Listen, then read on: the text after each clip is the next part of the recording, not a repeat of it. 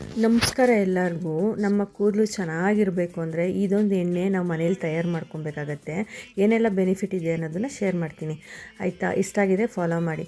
ಮತ್ತು ಬೌಲ್ ತೊಗೊಂಡಿದ್ದೀನಿ, ಅದಕ್ಕೆ ಜಾಸ್ತಿ ಕೊಬ್ಬರಿ ಎಣ್ಣೆ ಹಾಕ್ಕೊಬೇಕಾಗತ್ತೆ, ಕಮ್ಮಿ ಪ್ರಮಾಣದಲ್ಲಿ ಹರಳೆಣ್ಣೆ ಹಾಕ್ಕೊಬೇಕಾಗತ್ತೆ. ಸೊ ಇದು ಎರಡು ಹಾಕ್ಕೊಂಡಾದ್ಮೇಲೆ ಮೆಂತ್ಯ ಹಾಕ್ಕೊಬೇಕಾಗತ್ತೆ ಮತ್ತು ರೋಸ್ಮೇರಿ ಲೀಫ್ನ ಹಾಕ್ಕೊಬೇಕಾಗತ್ತೆ. ಸೊ ಇದು ಇಡೀ ದಿನ ನಾವು ಉನಿ ಹಾಕಿ ಇಡಬೇಕು, ಎಣ್ಣೆಯಲ್ಲಿ ಇಡೀ ರಾತ್ರಿ ಉನಿ ಹಾಕಿ ಇಡಬೇಕು ಈ ರೀತಿ. ಸೊ ಬೆಳಗ್ಗೆ ನಾವೇನು ಮಾಡಬೇಕು ಅಂದರೆ ಎಣ್ಣೆನ ಏನು ಮಾಡಬೇಕು ಅಂದರೆ ಡಬಲ್ ಬಾಯ್ಲಿಂಗ್ ಮಾಡಬೇಕು. ಅಂದರೆ ಒಂದು ಪಾತ್ರೆಯಲ್ಲಿ ನೀರಿಟ್ಟು ಆ ನೀರಲ್ಲಿ ಎಣ್ಣೆನ ಕುದಿಯೋಕ್ಕೆ ಬಿಡಬೇಕು.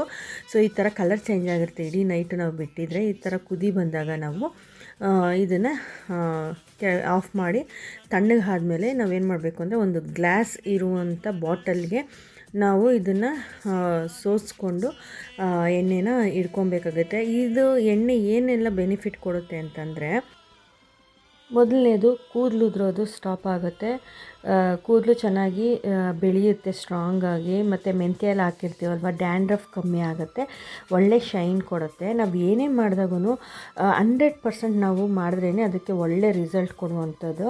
ಸೊ ನಾವು ಯಾವುದೇ ಎಣ್ಣೆ ಅಪ್ಲೈ ಮಾಡಿ ನಾವು ತಲೆಯಲ್ಲಿ ಏನಿದೆ ಒಂದು ಅರ್ಧ ಅವರಿಂದ ಮುಕ್ಕಾಲು ಅವರ್ ಅಷ್ಟೇ ಇಟ್ಕೊಬೇಕು. ಡೆಸ್ಟ್ ಅದೆಲ್ಲ ಕುತ್ಕೊಂಡ್ರೆ ಕೂದಲು ಉದುರೋ ಚಾನ್ಸಸ್ ಜಾಸ್ತಿ ಇರುತ್ತೆ.